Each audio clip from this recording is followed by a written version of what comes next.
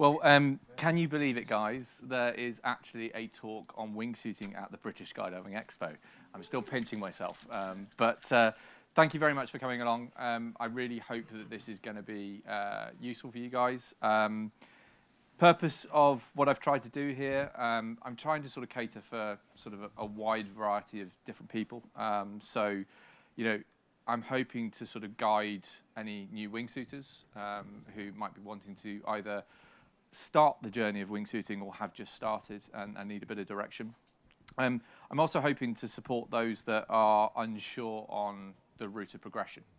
So maybe they've gone and done their WS1, WS2 and don't really know where to go from that point.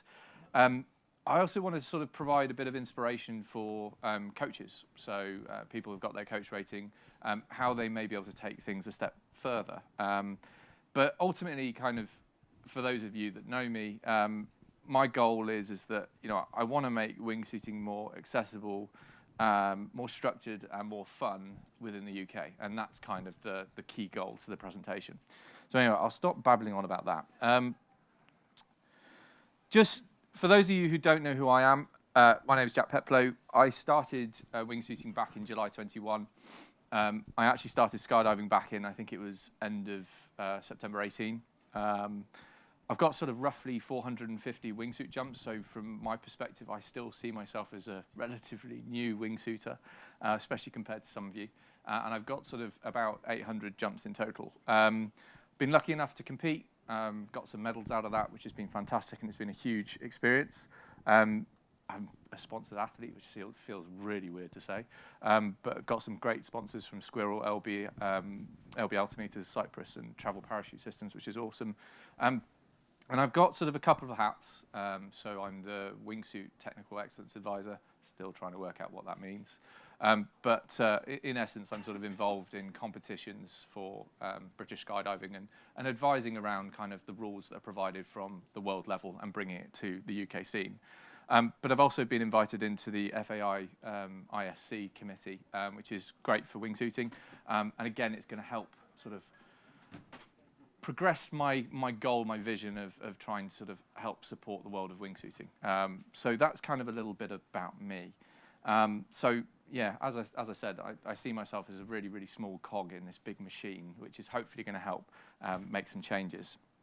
Now, I want to try and make this as an interactive session. I know it says VET, that's my other world. But if I can get you guys to scan this QR code, I am going to be asking some questions. And we will be sort of throwing the microphone round as we go through the presentation, because I want input. I want this to be an interactive session. But equally, you know, I want you to record on here, because obviously I'm going to use this information as well. So I'm being a little bit selfish, so I apologize. Hello. Is everyone in? They are in. Excellent. Cool. So, out of interest, where are you guys at on your wingsuiting journey?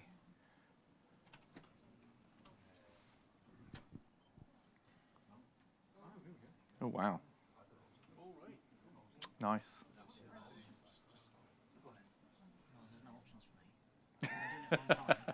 You shouldn't be allowed in. That's what it should have been, shouldn't it?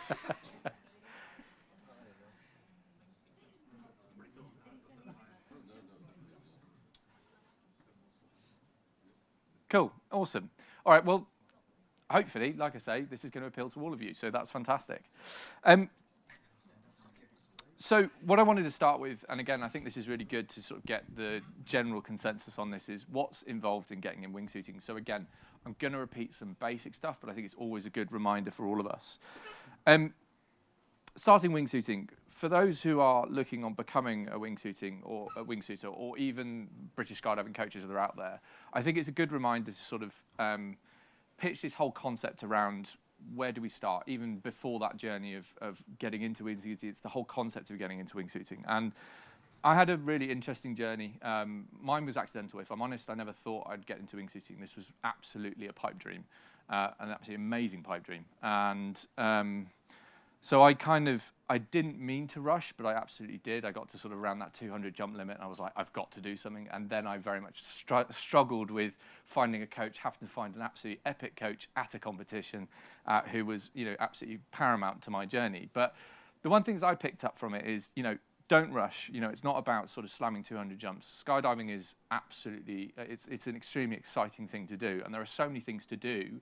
And that's where playing with all the disciplines comes in. So, absolutely get involved with doing formation skydiving bits. And I really wish this wasn't on camera, but I did really enjoy the FS competition stuff. But please wipe that bit. But yeah, that was really, really good fun. And I got involved with things like tracking and free flying. Got my TR2, got involved with a bit of, primarily head-up stuff, but got involved with a bit of head-down too. But all these things are paramount because they're going to teach you and show you ways in which you can fly your body, which is going to be extremely imperative when you're looking to develop your wingsuiting skills. The other thing is do your research. There is a ton of material out there, and one of the things that I'm trying to do with this whole UK wingsuiting thing, which I'll talk about a little bit later, is try to bring this information together so you can go to one central resource and access all these other different sites. I'm sure you've all heard of Squirrel. They've got a fantastic website full of content. You've got WS Point, which is run by Piotr, a Polish chap. He's a really interesting guy, and he's got so much content on his side of things. Flying Fish have a number of different bits and pieces. You've got Alex Narb, who was a tunnel coach for indoor wingsuit, who has his own website, which I think is called Wingsuit Learn. But there's a ton of content there. And then, where possible, try and find a mentor or a coach, even if it's someone that isn't actively wingsuiting, but has done wingsuiting, who can sort of guide you, advise you, coach you, mentor you. It makes a significant difference, and I think it's extremely important. And again, I just thought this is a really good reminder, because even for coaches, it's important that we put ourselves out there to try and advise and guide those people. Now, if we're going to go through the whole kind of first flight course, WS1 stuff, I thought it would be really good to kind of show you the journey of what happens when you get into British skydiving wingsuiting, and then we're going to review how that goes. So this isn't the comprehensive stuff. There is a wingsuit coach manual or learning manual online, which is worth downloading off the British Skydiving website. But essentially, you're going to go through this process of kind of validating the requirements. So, have you got the right number of jumps? Have you got the right number of qualifications? Out of interest, if you have done less than 200, you've done 200 jumps in 18 months, do you have to have a TR1 sticker to wingsuit? Yeah? Hands up? Yeah. And I've heard some people say that I didn't. You're quite right, because there's some confusion. It's now been clarified. You have to have flown a tracking suit, one piece or a two piece at least once, which means you should have had your TR1. But that's just important to bear in mind. But equally, there was a conflict of information between the operations manual and the coaching manual. Now, you're also going to go through your rig setup. You're going to go through your canopy. You're going to go through your equipment, validate all of that, and obviously make sure your wingsuit fits properly. Once you've done that, you're going to go through the ground school bit. Now, all of these kind of bits can be done in advance, but then when you get to the ground school side of things, it's obviously fitting the wingsuit, making sure that the handles, you can actually get to your handles. The amount of times you'll put on a wingsuit, you'll be like, where have they gone? That's not ideal. Dealing with emergencies, how to exit the plane. You've got navigation, which is obviously going to be very key, and it's extremely daunting. Like, generally, when you ask people what's the thing that you're shit scared of when you get put on a wingsuit, and it's typically going to be things like navigating. Am I going to get back to the drop zone? Because it is like navigating on steroids, tracking on steroids. But it also will be this whole idea of, is it going to be stable when I get out of the plane? And what happens about pull time? The most petrifying time in the world. It's really not. Obviously, stability in flight and body position, as well as obviously dealing with things like flat spins, because they can happen. And then obviously get into the whole idea of how do I actually get to the pull point and what do I do? And then you're going to get to the exciting bit, and that's when it's like when you get past your first jump, it's one of the most amazing feelings you'll get. You'll go through the manifested dirt dive, you'll go through the aircraft procedures, and generally you're going to do 3 jumps to get your WS1. And at that point, you are then free to go and fly a wingsuit after you've done your debrief, and as long as you're signed off, you're free to go and sort of get your wingsuit on and get stuck in. Now, after you've done a set number of jumps, you're then going to go and look at possibly doing your WS2. So this is where you're going to get more involved with sort of the lateral base flying. So it's, going forward, backwards, ups, down, left, right. You're going to look at sort of doing things like swoop to pin for those of you that do FS. So essentially, your coach will fall out the plane. You've got to dive down to them safely. you're going to deal with unstable exits, so possibly roll out the door. If your coach makes it fun, then they might make you roll in a ball and they kick you out, depending on how much you frustrated them. And then obviously, I say precision landing within a 25-meter radius. Okay, that doesn't really feel like precision, but for wingsuiters, it possibly can be. But we won't comment too much about that. But yeah, so this is essentially kind of what happens when you start wingsuiting in British skydiving. And there's kind of like, personally, I feel there's a lot missing. And I thought I'd sort of open this up to the room a little bit and kind of go, what do you think's missing from WS1, WS2? Now, obviously, this is really important feedback, which can be going back to British skydiving. But what do you feel is missing? I could name a number of things which I think would be worth adding in, or at least including within the actual element. And also, I've got a microphone, so if anyone wants to raise any points, I'd love to hear it too.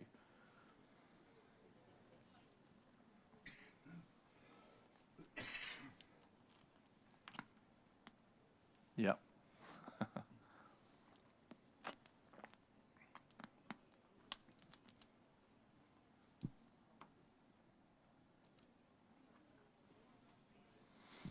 Learning about clouds, yeah.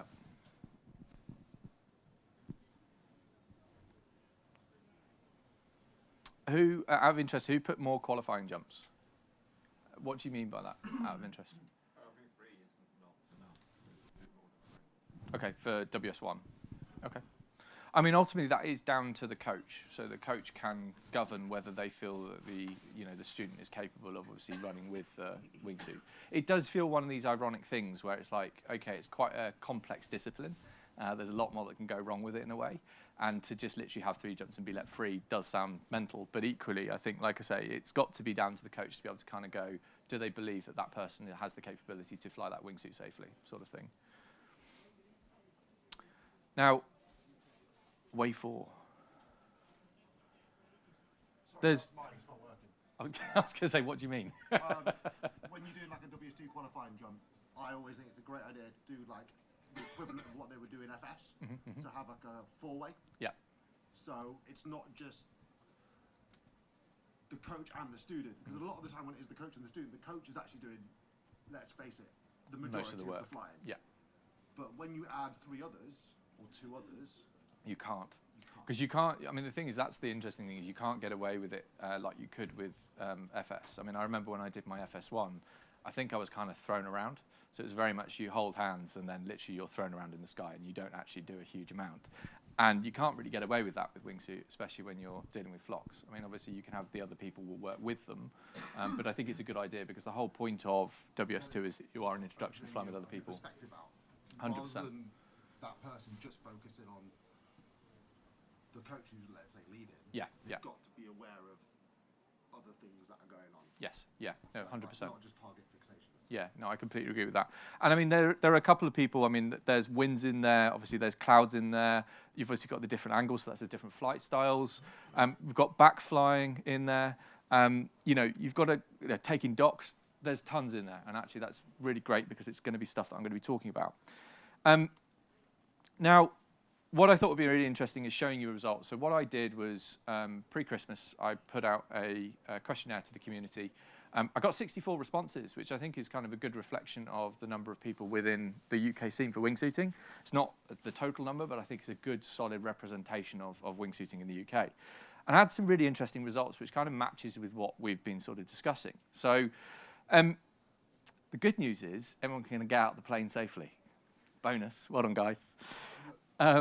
But following that, and just so you understand, so obviously the red is the advanced suits, the blue is intermediate suits, and the sort of the black grey is beginner suits. Now, what was interesting is that there's a large percentage of people that can do sort of diving exits and flocking, which is great. And I think that that's a reflection. So any of you that know Conrad, I'm going to say his surname wrong, Wysocki, probably got that very wrong. But yeah, Conrad's event, Flying Circus, is great. And it's a good way of building up a group of wingsuiters. You have to have your WS2 because generally these flocks are of more than 3 wingsuiters. But it's been a fantastic event of building a community and bringing wingsuiters together.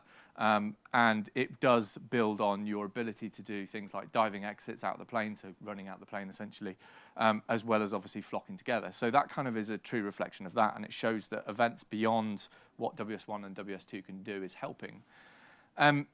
Transitions and backflying does kind of drop off. However, I think like the number of people that did respond to say that they could do these aspects are people that I know have been to, for example, the wingsuit tunnel, which has been an absolute game changer for sort of progression within the UK, especially considering we've always got rotten weather. Now, when we start going into more sort of next level flying, so starting to get into things like docking, you know, there's been a little bit of a spike, and interestingly, the people that responded saying they could do it, a majority of them had been to the recent glide games that I held, which was essentially an acro scrambles. So again, showing that events are helping. It was one of the development events that British Skydiving mentioned in the AGM. Oops. And then sort of looking at sort of put to next level flying, that was meant to be not quite next level flying. Advanced flying skills such as doing things like acro and things like dynamic flocking, which again, I think we'd all have different definitions of what dynamic flocking is. To me, it's not just moving in a flock, it's doing things, you know, such as 270s, and there's a huge amount of movement in hammerheads, all that sort of stuff. And you can see it just kind of disappears. There's not really any form of representation or anyone that can necessarily do that strongly within the UK, and especially from a coaching front. So the other thing I asked was sort of looking at things like the challenges that are experienced within the UK, and what really surprised me, I don't know whether this is just by the fact that we've just got so used to having rotten weather, but 70% of people commented over the fact that it was the progression and access to coaching that made it difficult for them, which I thought was fascinating. 23% decided to reference weather. Again, I was expecting those to be the other way around, but that's fine. And 7% referenced other factors. So things like practical issues such as reaching drop zones, finding time to jump because of maybe work. They may be small little elements, but they add up to a huge amount. And I sort of wanted to sort of also talk about kind of the elephant in the room as well, in the sense of like from a retention perspective. And I think it kind of goes back to the 70% saying that, you know, progression and access to coaching is their challenge, is that we do have a large drop-off of people going into wingsuiting. And, you know, generally when I sit down with people and kind of go, you know, what's the reason you don't wingsuit anymore? They normally say it's kind of, it was quite boring. And I'm like, are we doing the same thing? This just doesn't add up. And a lot of the time, there was actually a lady I was speaking to recently, and I was jumping with her boyfriend, and I was like, why don't you wingsuit anymore? And she's like, oh, it's just really dull. It's just not very exciting. And I was like, okay. And then he started laughing. He then showed me a video of her doing a flat spin. I was like, oh, is that your definition of not exciting? So there is an element of that, but I think there's also this element where once you've done your WS2, it's like, where do you go from there? Who do you speak to? Where can you get some guidance? So the question I got here is what else can be done? Now, I want to talk about this beast. I'm not talking about Neil. Thank you, Neil. The tunnel, the windy beast. And actually, the tunnel was quite a key part to my development, I would say. I learned a huge amount. And there's a number of reasons why this machine, this thing that's been created in Sweden is an absolutely fantastic game changer from a development perspective. And those reasons include things like focus. The fact is you can go into this windy box and not have to worry about things like deployment, parachutes, navigation, you know, all the things that you generally are concerned about with wingsuiting. You haven't got that in your head. You can completely focus on developing your skill sets. The adaptability of the tunnel, that's the other cool thing, is that, you know, you can adjust the glide ratio, you can adjust the speed. You could be flying something like a tracking suit one moment, you could be flying a Havoc Carve the next moment, you could be flying, I don't know, something like a Freak or a larger suit if you wanted to. You've got that capability, but not only that, you can adjust the speeds of the winds as well.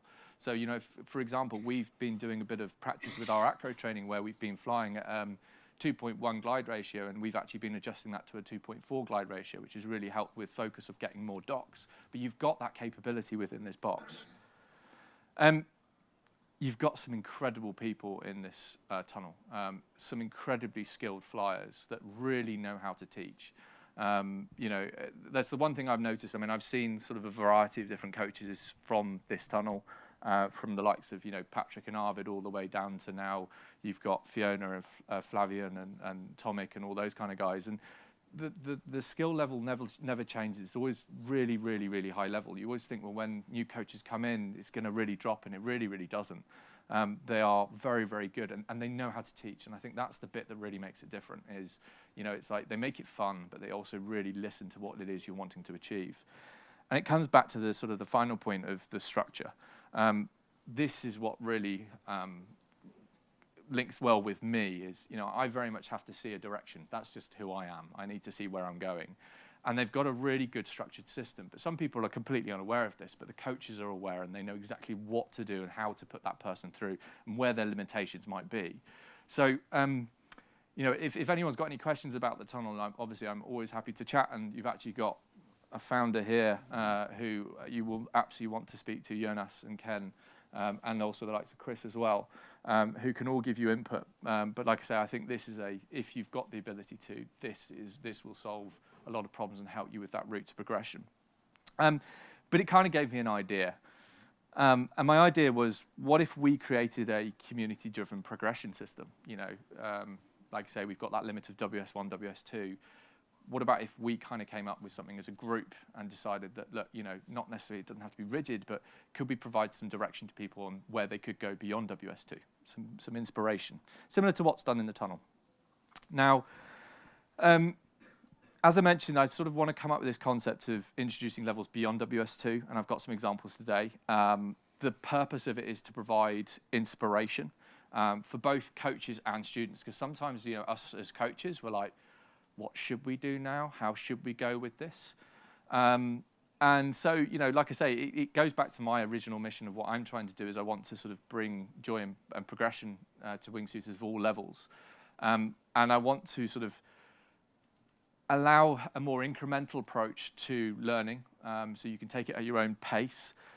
It's flexible. It's completely flexible to what works well for you as a student or as well as a coach. And it's going to help us really bring the level of wingsuiting up beyond to where we're at currently within the UK. But it's not rigid. You know, it's you choose what works best for you. And it's designed, like I say, to build skills, confidence, and ultimately a community. So the concept I came up with is that there are essentially, initially, and this could change, 6 levels of core development. That's your core track. Going beyond, so you've got the Wingsuit 1, Wingsuit 2, which is first flight course and essential wingsuit techniques. And again, here we don't have to be so rigid and governed by what is presented to us with WS1, WS2. We have to follow those as a minimum criteria, but we can still add additional elements in. So if we feel that there's something missing, well, we can add that, and as a community, we can bring that together.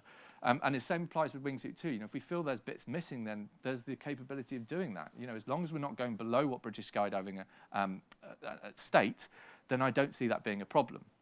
Now, beyond that, what I thought of is actually having breakout areas, so more theoretical type elements, because there's lots of bits, and these are just some ideas. You know, I noticed when I got into acro was that there was just nothing about it. It was impossible to find out what the moves were.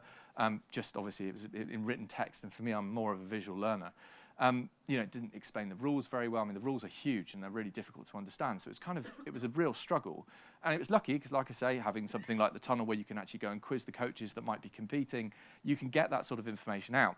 But the same applies to things like performance. You know, it's like, how do you understand the fly sight? Now, unless you've got someone like Eric over there who is a master with the fly sight, you know, lucky for me, I've got access to that resource, but not everyone may know that. So it's actually being able to go to somewhere and actually gather that level of information. Also kind of things like flocking, I haven't put that in there, but you know, how to deal with groups, how to break off from certain groups so that we can increase that level of safety.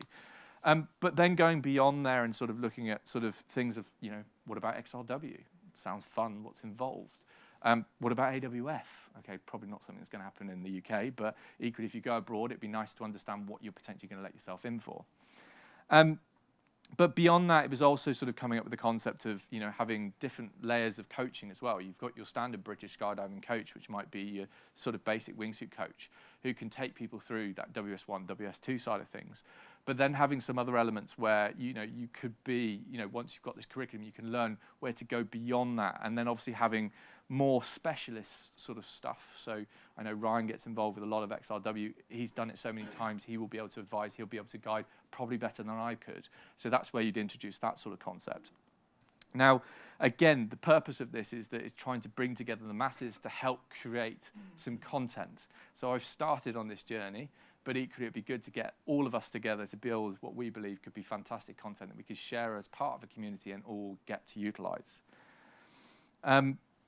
As I said, this is not going to be a WS3. You know, the one thing that people always comment on about British skydiving is that it's so rigid, especially from a wingsuiting perspective, or they think they just mean in general. This is a progression framework designed for guidance. It's not designed to be sort of rigid and, you know, you're not going to get a sticker out of it. Sorry, guys. You know, there are going to be a set number of safety benchmarks. So it's not like you're going to go and get your WS2 and then suddenly it's like, you know what, guys, I think it's a really good idea. I'm going to go head down in a freak. Not a good idea. So, you know, what we're looking at, or what I'm trying to sort of come up with, is around ideas of it's not just based on jump numbers, it's not just based on tunnel time, because we all develop at different levels. It's about proof of your skill set. If you can become a ninja in a specific suit, then maybe there's the time to go and progress, and I don't think a number works like that. It's a clear structure that both benefits both coaches and students, because again, it's not just the students that need guidance, it's also sometimes the coaches of what to teach. And again, the purpose for the coach is to guide the flyers. So like I say, it's a very, very open and flexible framework.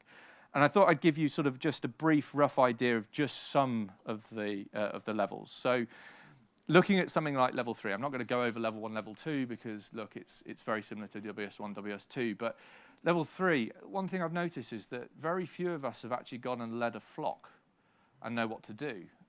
So it's actually good to try and explain that and what's involved. Looking at things like intermediate exits.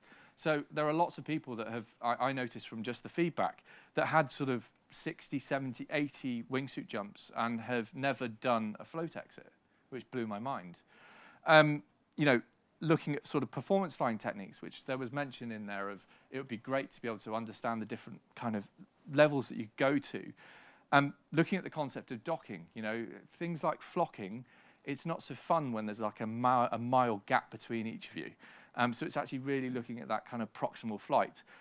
Looking at the introduction to intermediate suits, so understanding the difference between the beginner suit and what the intermediate suit might look like. And I've mentioned group leadership, with the progression goals being that you can then look to go into that sort of intermediate suit and have the ability to lead smaller group formations. Going on from there, sort of level 4 side of things, this is going to be sort of the introduction of acrobatics. So acro for me has been a key part to my development, I think. You really learn to fly your body, you really learn to fly your suit, and I kind of feel like everyone should do this as part of their progression. I think it's so key. So learning things like transitions, learning things like backflying, including backflying exits, which again, not many people do. Having a set dive pool to work from, so actually understanding the different acro moves, because again, it's all about being proximal and flying the suit, which I think is extremely key. Flaring. No one teaches flaring. You can get some rough guides online, but you don't know if you're doing it right. And then looking at more advanced group leadership, so sort of more dynamic, well, not dynamic, sorry, larger flocks, and how to deal with it, and how to deal with those multi-stage breakouts. And so that you are in a position to then be able to advise and guide people. So if you're ever asked to do it, you know what to do. And also if someone else is running a flock, you know what would be deemed as safe and what's not quite so safe. And this is where you can start to prepare for that sort of progression into sort of more of an advanced suit, and also become potentially a coach and get involved with sort of encouraging more wingsuiters. Going into sort of level 5, this is where we start to have a bit more fun. So this is where you're going to have sort of more advanced dynamic flying and high-speed maneuvers, and from that I mean, you know, things like 270s, eagles, flares, you know, just hammerheads, you name it, that kind of thing. So it's very, very, very maneuverable flocks. And again, this is where the progression goal here will be to have the ability to fly dynamic group formations safely, and you know, safely push speed and sort of general maneuverability. And sort of level 6, which is kind of where I've peaked it for the moment, this is where you start to get into sort of like head down stuff. So head down carving, but doing it in a controlled state, because again, this can get very dangerous very, very quickly. But you can also then mix it up with other disciplines within, British skydiving. So, for example, belly flyers and also free flyers, you can start to mix up and introduce wingsuits if you wanted to. And then obviously, eventually you're going to get into that position where you can sort of make that transition into a bigger suit, because obviously you're going to start learning these things with a really, really small suit. But yeah, I thought I'd kind of put it out to the audience of like, what's your thoughts on what you've seen?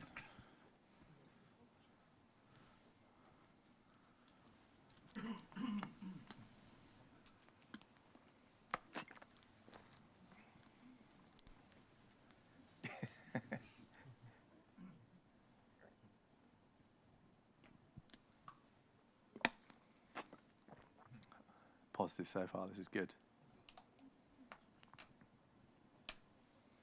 So how does this link to suit progression and choice?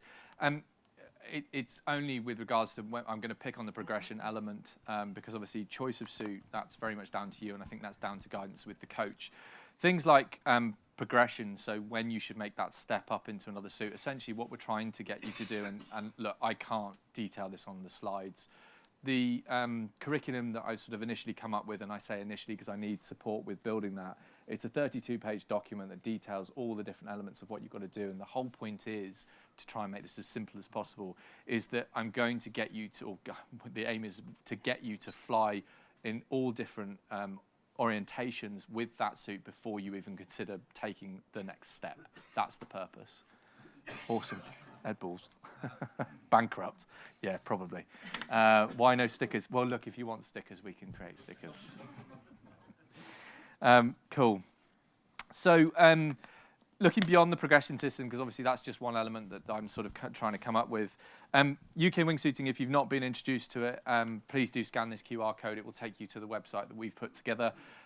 Essentially, anyone can get part of it. There's no cost to it. It's just to try and bring information together. The purpose of it is that, like I said to you, one of the frustrations I had was finding a coach, because I remember I hit that criteria, and then it was suddenly like I had a week to do what I needed to do, and I couldn't find a coach, and it was only because I happened to be going through a competition and there happened to be a coach on the drop zone. This actually has a coach's directory. If you are a coach, then please let me know, because I'll happily put your details on this website. You'll find events, not just UK-based ones, you'll find international ones. If you find international events that I haven't seen, please again share, because I'd happily add those on. And there's a number of different educational resources. It's fairly short at the moment, but we are adding on it. So there is, for example, ACRA on there, there's performance flying, I think there's XRW, I don't know if I've published that yet. If I haven't, it will be going on. There's some background on the wingsuit tunnel, so some key things to bear in mind there. And there's loads more going on. There's also some, the WhatsApp community. There's a number of different groups on there that are worth getting involved with. So you've got events groups, you've got a coaches group, so for a method of us coaches talking to each other and talking through different things. There's also the community, which I'd ask all of you to get involved with. So I try to host, I'm going to say biannually, it's quarterly, biannually, a catch-up which anyone can be part of, and it is really just to discuss kind of things that you're noticing, things that you're finding. It's a way that we could all get involved, all the way from brand new newbies all the way to very experienced flyers, and we can talk about the trials and tribulations faced, and obviously there's the Facebook group. Beyond that, there are also a ton of events that are worth getting involved with, and I'm going to reference a few. I've mentioned Flying Circus already. I'm not going to try and put the dates on because, honestly, Conrad seems to have taken every single month. But Conrad has made it his mission to go around every single drop zone, it seems like, in the UK for every single month, which is brilliant.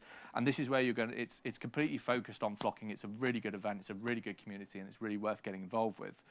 And again, I think kind of fees for getting involved is like £5 a day or something stupid. So it's kind of, it's next to nothing. Flock It, this is an event that I'm trialing, so I want to try and make flocking a bit more interesting. I don't like the static flock so much. So we're going to be adding in a little bit of movement. Anticipation for the first Flock It will be, I'll be announcing this very, very shortly, but it will be in Spain. I'm going to be focusing on probably a maximum group of 14, 15 people. Again, I'm not charging for my time. It's not why I do this. But what I am going to be doing is bringing in a pro camera flyer. to get some awesome shots. Because I think sometimes that's the thing that you want to take away from these events. It's not just the learning, but it's also having an awesome shot of you solo or within a group of people. So that's going to be in Spain, and I think that is in 28th of April to the 1st of May. We've then got Alex Fest that features, which is run by Chris Judd, and Alex Nab is going to be part of that, and I think you're going to be bringing in one of the tunnel coaches as well. Yeah. That's at Dunk as well? Yes. Cool. And that is August the 21st to the 24th. So again, that's another one worth getting involved with. If you want some real high-level coaching, definitely get involved with that. Then we've got Glide Games. So I'm yet to find a date on this one yet. I will get round to it. But it's likely, I was hoping to get it around the Nationals time. And again, this is going to be an acro scramble, so this is going to be building up on your skills with regards to sort of docking and understanding the different acro maneuvers. And you can either bring your own team, or you could be put together as with someone else, depending on skills.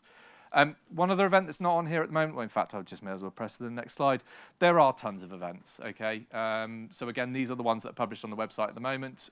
There's another one, or there's a couple that are going abroad, so like sort of Intruders Boogie. There's also another one that I'm doing, which is Into Thin Air, which is going to be in Sweden. And that is 28th of July to the 31st, where on the 31st of July, we're going to be doing a 20K jump, which will be fun. But the rest is going to be built on flocking. So tried to make that as affordable as possible. I think we managed to get a really good deal of about €70 for the 20K jumps. But this is to take you to the website again, so please scan that if you want to find the event stuff. So we're nearly there, guys. What I want to know is, what do you want to see more of? So I've talked about a curriculum. A what? Sunshine. Oh, sunshine, yeah. Like what British Skydiving said, I can't help you with that. Well, unless you go to Spain. There we go. So, I mean, on that point, that is kind of why I'm starting to do some of these international events, is because I realise it's extremely frustrating being a wingsuiter in the UK. So hopefully we can start to open up and we can do some more stuff abroad. But what other things would you like to see, you know, beyond what I've been discussing today? Wingsuiting is Simpson. Can definitely do that. I do like Simpson.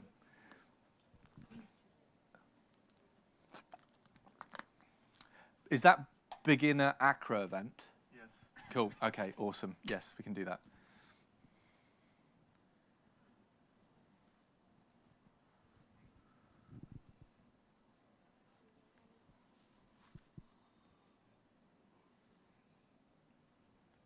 So who said the alternate training pipeline out of interest? Go on, what do you mean? So myself and Stevie head up one of the military parachute associations. Typically lose people when they've done about 100, 200 jumps. Yeah. And when they're staring down the barrel of 500 jumps in order to start wingsuiting, they kind of lose interest. I was suggesting there's got a lot of interest in wingsuiting. So maybe we could develop a training pipeline that focuses on ability, less potentially arbitrary jump numbers. Yeah, I mean, that one, I've heard that raised a couple of times. You know, it's one of those things which I don't know where I feel on that one.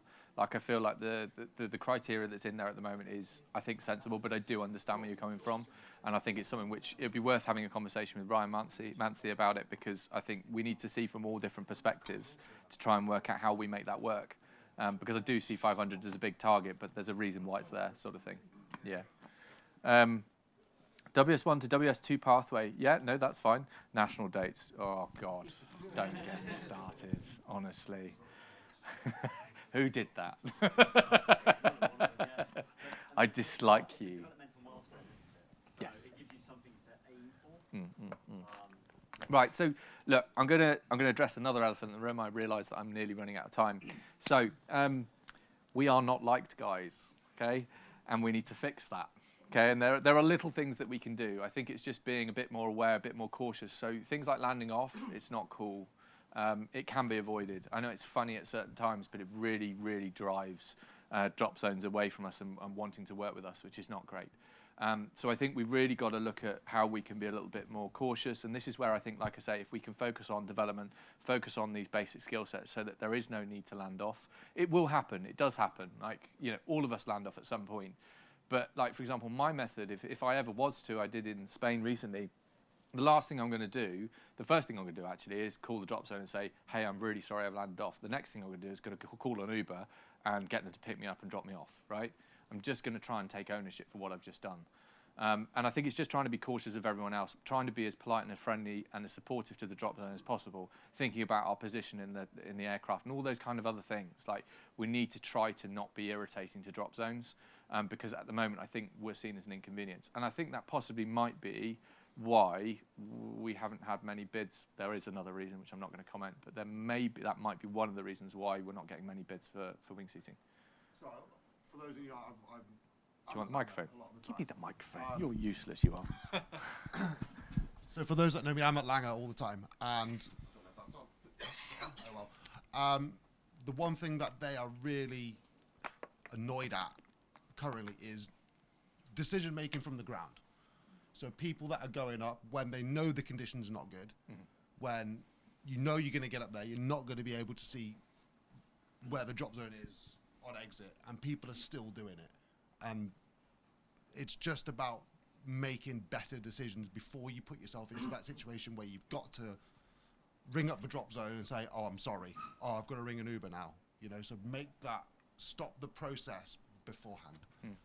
No, I agree, and I think it's why Langer won't want to hold the Nationals. Yeah, I think I agree with that, and I think like this is where, like I said, we can build on the curriculum side of things, because I think there are elements that we can talk about, sort of wind reports, we can talk about cloud cover and what that means and all this sort of stuff, because like I say, drop zones, they look at kind of what's above the drop zone. They don't think about wingsuiting, and beyond that, that's down to us to think about. So absolutely. Okay, cool. And yeah, tunnel and first flight course combo, we can absolutely look to do something like that. That's kind of pretty much it, guys. Has anyone got any questions? Don't ask a stupid question. I'm going to ask a stupid question. You're pulling a face. I'm going to ask a stupid question. Don't give him the microphone. Give him the microphone. All right, here's my dumbass question. Very simple. If UK drop zones don't want to run nationals, why can't we do it abroad? Very simple. we need to finish. My understanding, and like I say, I'm not truly involved with that aspect. Like as a T, it's more around kind of advising on the rules. My understanding is we need to get to the point where no one is willing to bid. I don't know when that date is, and that's what I'm going to try and find out. At that point, then it potentially could go abroad. Okay. So this is the conversation that I am starting to have, where it's like, okay, look, no one wants us. Yeah. That may not be the case. It may be just an admin-based error at the moment. So we need to just get by that. What I would say is, if anyone that wingsuits, anyone that wants to, well, no, actually, screw that. If you wingsuit, please speak to your drop zone and say, wouldn't it be a great idea to hold the Nationals?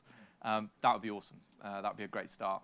And I think, like I say, I'm going to try and find a date and work out when we can have a fallback. I mean, my thinking is quite straightforward and simple, is that if we can find a date, that date is then consistent. Yeah. You have it in a stable weather environment, yeah. Seville, Algarve. Can you imagine, like, everyone takes a week out, we go out there, we do some epic fun, have a load of vlogs, have a load of laughs, have a competition at the end. Some of us go home with medals, some of us go home with smiles on our faces, and it's at the same time, at the same place, and it's consistent, and it's not where we are now, which is, where's Nationals? Yeah, I think we're all on the same page, and I think it's very much of how we need to go back to British skydiving. But yeah, I take that on board. Yes, but it won't be, no game, but it won't be entertained until the decision. No. Cool. Well, guys, unless there's any more questions, thank you very much. Was that useful, I suppose? Yeah. Thank you. And look at that, 45 minutes. Thank you. Thank you, buddy.